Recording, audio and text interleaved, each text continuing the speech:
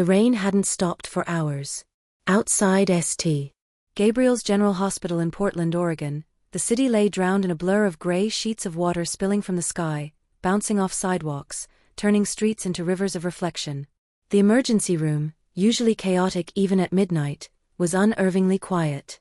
The fluorescent lights flickered along the corridor, casting long, tired shadows across the linoleum floor. Nurse Dana Reeves rubbed her temples as she stared at the monitor, trying to keep her eyes open. It was the third night of her back-to-back shifts. The only sounds were the rhythmic ticking of the wall clock and the distant buzz of machines from ICU. Then came the sudden hiss of the automatic doors. She looked up. A figure stumbled in from the downpour.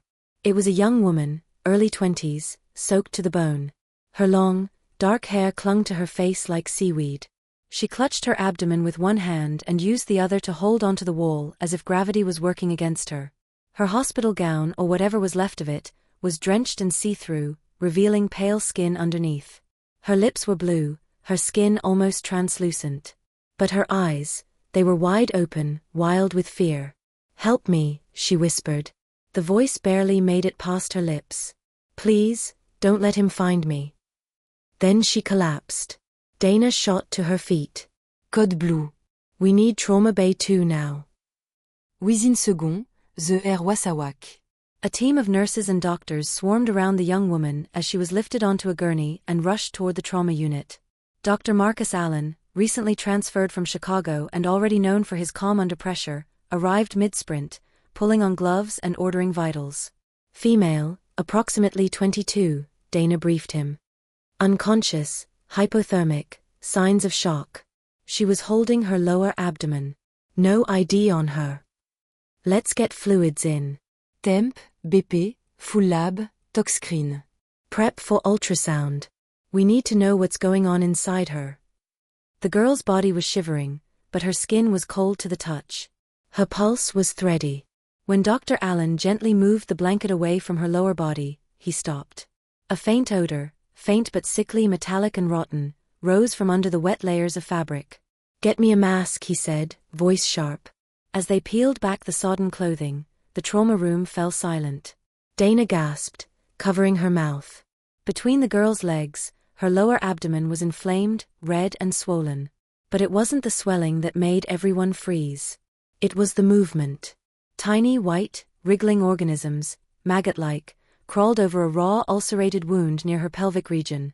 Some burrowed into the tissue, others emerged. The area was damp, oozing, alive in the most horrifying sense of the word. This isn't just necrosis," Dana whispered. Dr. Allen recovered quickly. "Get samples. Culture. Blood and tissue. Start broad-spectrum antibiotics. Fentanyl for pain. Keep her stable." As the team worked, the girl stirred. Her eyes fluttered open, tears spilling down her cheeks. She looked directly at Dr. Allen, her gaze frantic, haunted. "Don't let him finish it," she whispered. The ritual, the gate. "I was the last." And then she passed out again. Dr. Allen didn't speak. He simply squeezed her hand. "You're safe now," he murmured, more to himself than to her. But the unease in his chest refused to settle. Later that night, after the emergency procedures, after she'd been cleaned and stabilized and sedated in an isolated ICU room, he sat at his desk reviewing her chart. Name, Emily Carter. Age, 22. No known allergy. No emergency contact. Student ID found in soaked backpack, Willamette University. No prior hospital record. But there was something in her words he couldn't let go. The ritual. The gate. I was the last. This wasn't just a medical case. His instincts, sharpened over 2 decades, were telling him something darker was at play. The lab reports returned at 3:12 a.m. The organisms were indeed larvae, maggots, but not of any known parasitic species. Preliminary analysis from pathology indicated unusual metabolic activity, and an email was already sent to the CDC's Special Pathogen Response Team. That alone would have been enough to keep him awake. But what kept Marcus truly restless wasn't biological. It was what he saw when he reviewed the security footage from the ER entrance. At the exact moment Emily entered the hospital, barely able to stand, barely breathing, the the timestamp flickered erratically. The camera glitched. For exactly 3 seconds, the screen turned black. When it resumed, there was someone, a shadow, standing outside the glass doors. Tall. Motionless. Facing the hospital. Then it was gone. Dr. Allen leaned back in his chair, the rain tapping gently against the window behind him. What the hell have you walked into, Emily? And somewhere, deep in the silence of that early morning hour, he felt something watching. Not from the halls, not from the cameras, but from within the girl's story, a story that had only just begun. Emily Carter had always believed in the idea of meaningful connection. She wasn't naive, life had taught her its lessons, but when she met Nathaniel Cole in her sophomore year at Willamette University, something in her surrendered. Nate wasn't like other guys. He didn't chase, he didn't flatter. He listened.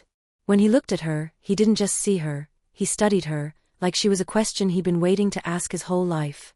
At first, their love unfolded like a quiet novel, long walks, late-night conversations, dreams about building something together. Nate was ambitious, curious, and deeply charismatic. He was the kind of man who could speak to a room full of strangers and leave them thinking they'd known him forever. But somewhere in their second year together, something changed. It started with the meetings. At first, Nate spoke about a network of spiritual entrepreneurs, a mix of investors, visionaries, and people who believed in rewriting fate. He described it as an invitation-only circle, not cult-like, but elite. They called themselves the Reclamation Circle. According to Nate, they believed that fate wasn't fixed, that with enough will, and the right sacrifices, a person could unbind themselves from the life they were given and step into the life they were owed. Emily was skeptical. "What do you mean by sacrifices?" she asked once, curled up on his couch in his apartment off campus. He smiled, brushing a strand of hair behind her ear. "Not blood or violence. I'm not crazy. I mean letting go of things that weigh you down, old beliefs, limiting attachments. Some people are just anchors. They keep you from rising." She laughed it off, unsure whether he was being poetic or serious. But over time, his words began to shift. The warmth in his eyes cooled. He became more distant, more calculating.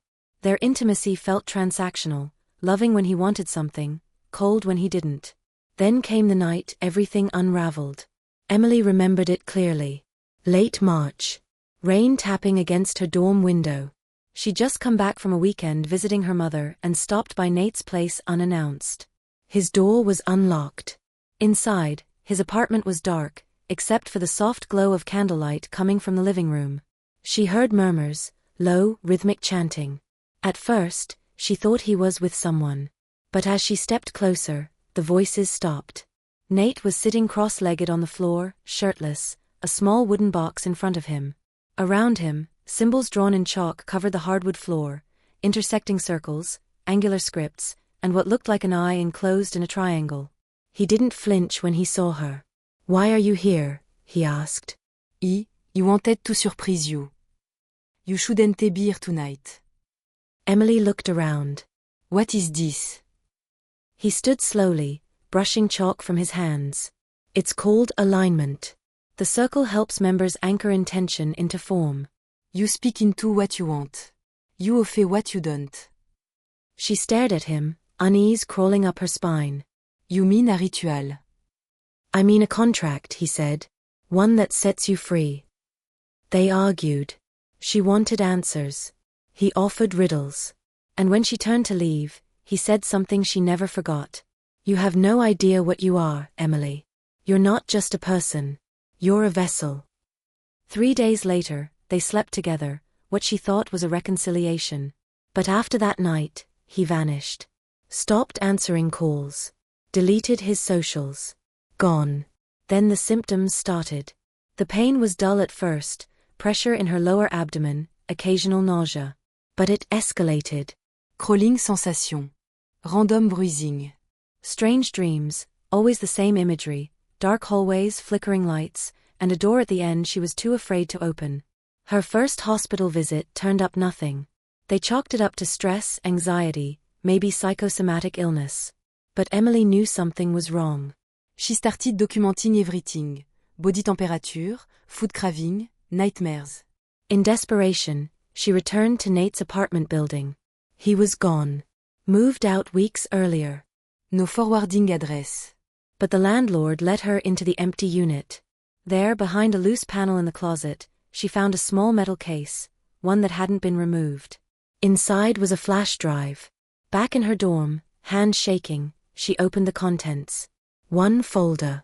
Password protected. She guessed, 3-fold path. It worked. Inside were diagrams, videos, notes, hundreds of files on something called the 3-fold path. She clicked on a video, grainy footage of a lecture, Nate standing at a podium in front of a semicircle of people in masks. He spoke clearly, confidently. To break the cycle of ordinary life, we must walk the 3-fold path, he said. First, the seed, the one who awakens desire, opens the thread. Second, the bridge, the one who carries the energy across dimensions. And third, the offering, the one whose being completes the transaction. Emily felt bile rise in her throat. She clicked another file. It was labeled, Carter 03 MP4. It was her. A video of her asleep in Nate's bed. Filmed without her knowledge. She closed the laptop and screamed. Back in the present, lying in the hospital bed under dim lighting, Emily blinked away the memories, tears sliding silently down her cheeks. Dr. Allen had returned. He stood at the foot of her bed, hesitant. "You're safe now," he said softly. "But I need to know what happened to you." Emily looked at him, eyes red-rimmed but steady. "They used me," she said. Et used me. "Who?" Nathaniel Cole. "He said I was the offering. That I was the last piece in something he called the 3-fold path." Dr. Allen didn't flinch. Et filmed me. "He planned it. I thought it was love. It wasn't." He pulled up a chair. Tell me everything. And so, Emily did. For the first time, from start to finish, no filters, no fear. When she was done, Dr. Allen remained silent for a long while. Then he said, "I have a colleague, Dr. Evelyn Gray. She's a researcher in anthropological theology. If there's any truth to this ritual, she'll know." Emily nodded slowly. "Whatever they started," she said, "I want to end it." Dr. Allen stood. "Then we'll do it together." What neither of them knew yet was that Emily wasn't the first. And she wouldn't be the last. Not unless the gate was closed, for good. The sun was barely rising when Dr. Marcus Allen pulled his car into the gravel driveway of the retreat center. Nestled deep within the forested hills outside Portland, the compound was quiet, surrounded by towering pine trees that blocked out the rest of the world. It was a place rarely spoken about, even among spiritual communities, a space reserved not for healing, but for confrontation. Of pain. Of history. Of things hidden. Emily sat in the passenger seat, staring straight ahead. She hadn't said much during the drive. The closer they got, the heavier the air felt, as if the trees themselves were holding their breath. Waiting. Dr. Evelyn Gray greeted them at the front of the lodge.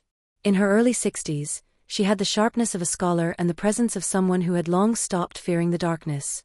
Her silver hair was tied in a low braid, and her eyes, pale blue and penetrating, seemed to see through time itself. "She's ready?" Evelyn asked quietly. Dr. Allen nodded. "As ready as she can be." Emily stepped forward. "You're the one who studies this, the path." Evelyn tilted her head. "I study what the world tries to forget." What people like Nathaniel use without understanding. "But yes, I know the ritual. And I know how to sever it." Inside the retreat center, a circular room had been prepared. No fluorescent lights, no modern instruments. Just candles, salt lines, hand-drawn symbols on the wooden floor. A fire burned low in the center hearth, filling the air with the scent of cedar and something older, something unfamiliar. Emily removed her shoes and stepped into the circle. "You must understand," Evelyn said, "this is not a performance. There is no magic here. Only the truth. And truth is brutal." "I'm not afraid of the truth," Emily said. Evelyn raised an eyebrow. "Then you're more ready than most." The ritual began in silence. Emily was guided to lie down in the center of the circle, her arms at her sides, her eyes closed. Evelyn moved slowly around her, chanting in a language Emily didn't recognize. The room darkened, the candles flickering unnaturally, as if resisting the air around them. Then the temperature dropped. Emily felt it first in her spine, a coldness that wasn't physical. It spread through her limbs, crawled into her jaw, her chest, her stomach. Her breathing quickened. Her heart began to race. And then she saw him. Nathaniel. Not in the room, but in her mind, clear as day.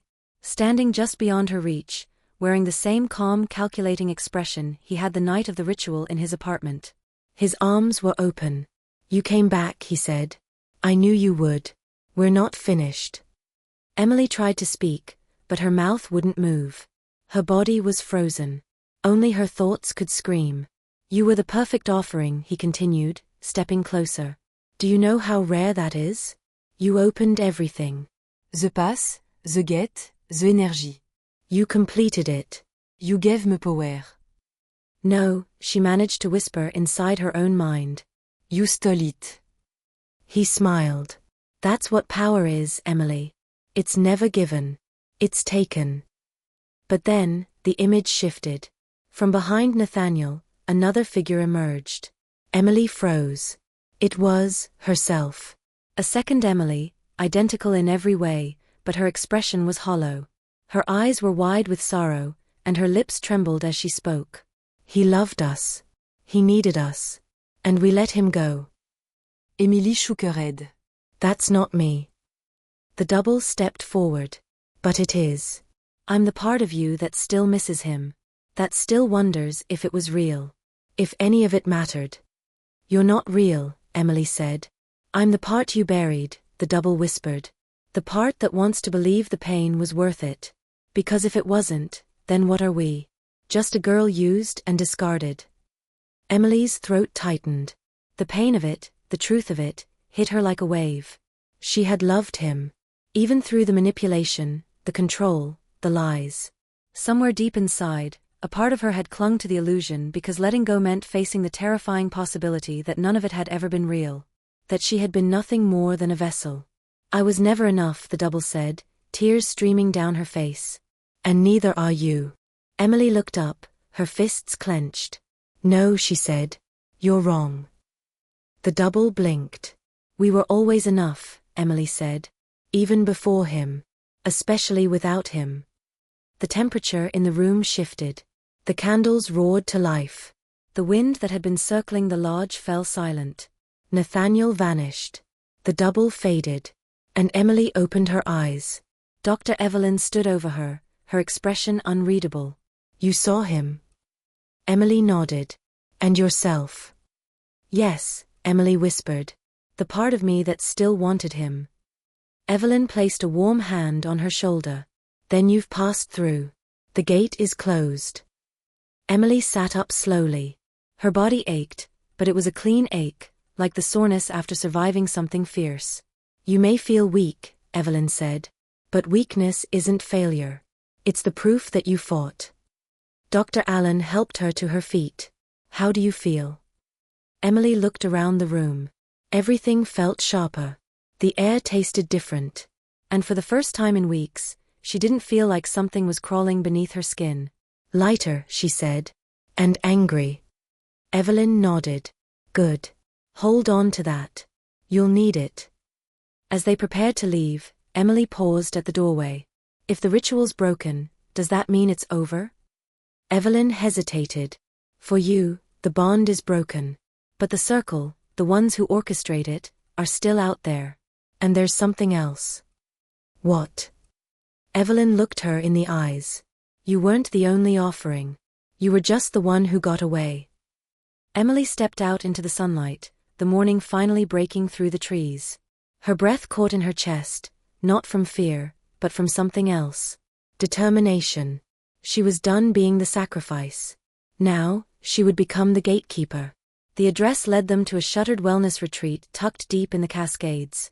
Abandoned for over a decade, the property had once served as a yoga and detox center, now reduced to mold-stained walls, shattered windows, and broken fences clawed over by vines. But according to GPS data and heat signatures provided by a cybercrime task force working with the police, there was recent activity here. Very recent. Emily stepped out of the black SUV beside Dr. Allen and Dr. Evelyn Gray. The Oregon State Police had sent a small task unit along with one internal officer, Detective Jenny Moore, who had been helping Marcus discreetly since Emily's hospitalization.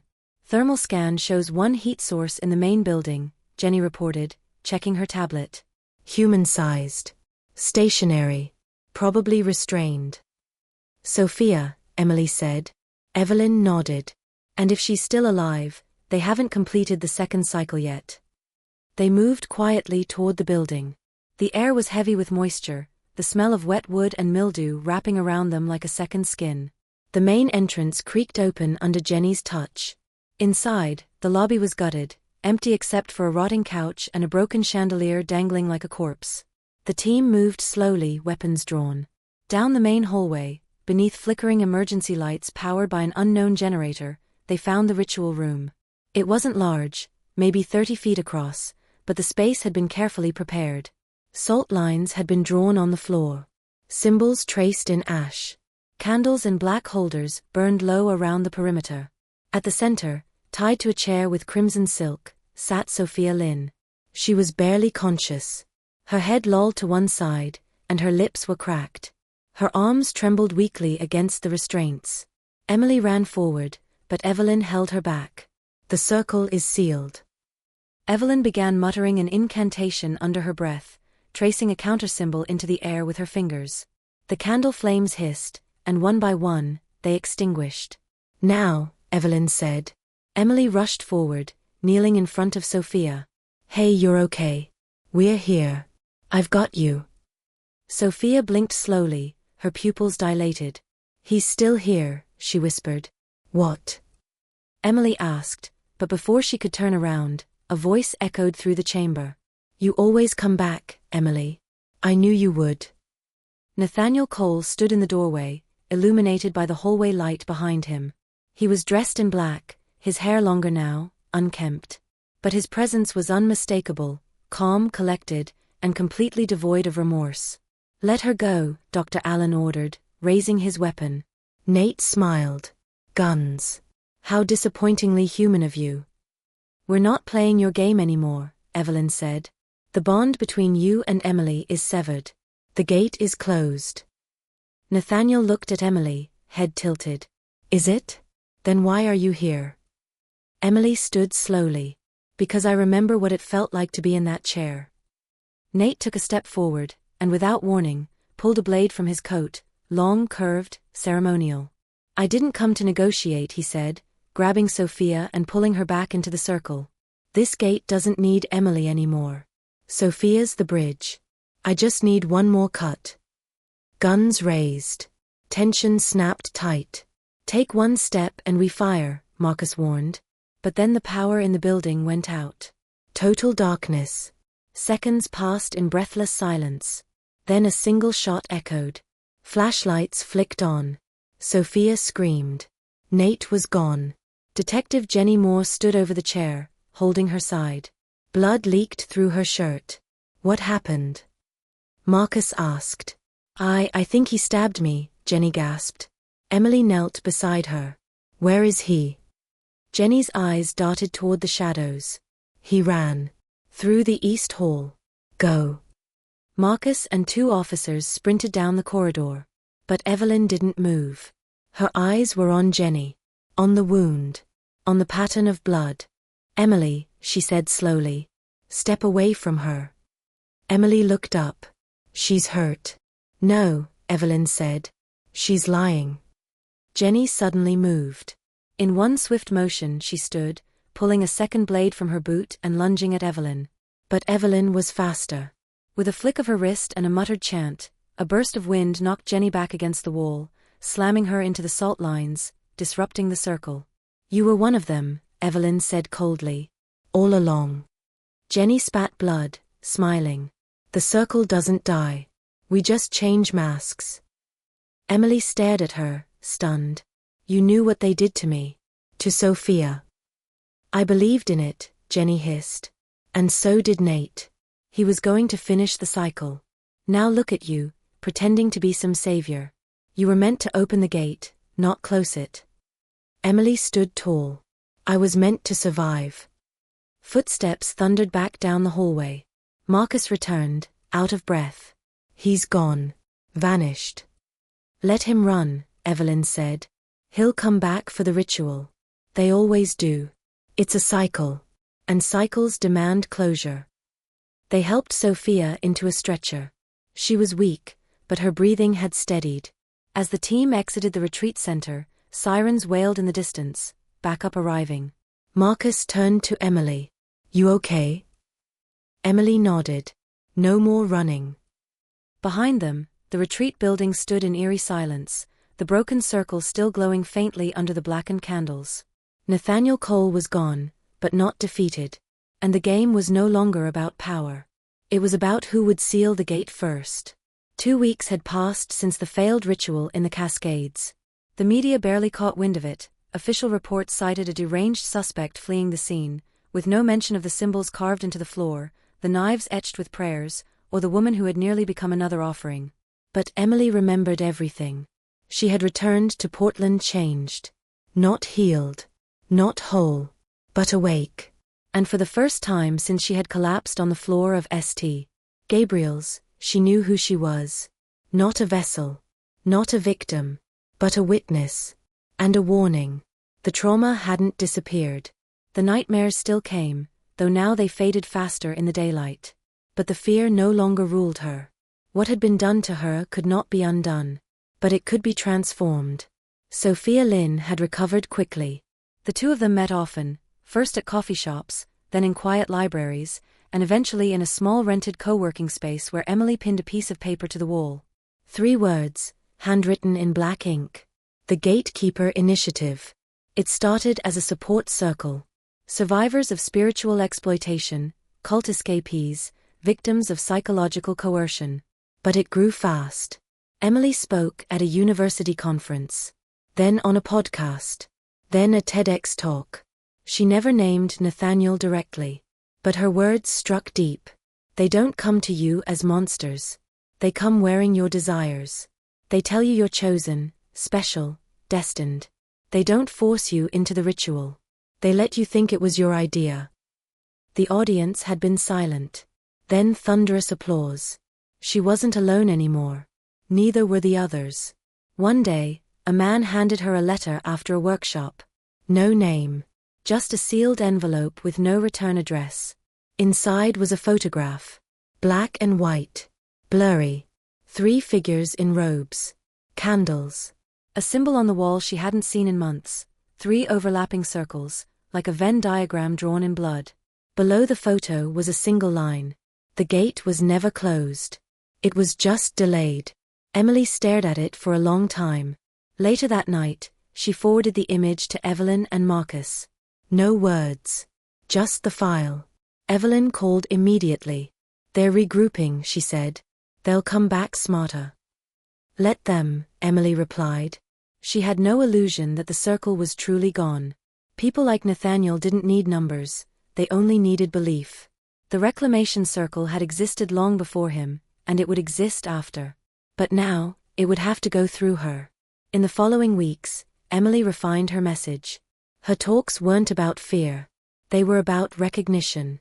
About how manipulation starts in silence. In charm. In intimacy. And how survival is not weakness, it's resistance. One afternoon, she visited St. Gabriel's again. Walked the hallway where it had begun. Room 208, where she'd once stared at the ceiling, praying for someone to believe her. She placed her hand on the door. I made it, she whispered. And I'm not the last. That evening, she sat by the river, watching the city shimmer in the distance. The wind rustled the trees behind her. Someone approached. Sophia. You ready? Sophia asked. Emily nodded. More than ever. They were heading to their first national seminar in San Francisco, with over 200 attendees. Survivors. Professionals. Law enforcement. Advocates. A movement was building. Before they left, Sophia hesitated. Do you think he's still out there? Emily looked toward the water. I don't think he ever left. Do you think he'll try again? Yes, Emily said. And he won't be alone. Sophia didn't speak for a moment. Then she smiled faintly. But this time, neither are we. That night, back at her apartment, Emily opened her inbox to a flood of emails, messages of gratitude, confessions, stories. But one subject line stood out. "We remember you." She opened it. Inside was a single sentence. "You opened one gate, but you never found the other." Attached was a location tag. A remote monastery in Arizona. Desert land. Nothing around for miles. She stared at the screen. Her heart didn't race. Her hands didn't shake. She smiled. And began to pack. It wasn't over. But she had never expected it to be. Her job wasn't to end the darkness. It was to stand at the door. And when the next offering came looking for a way out, she would be there.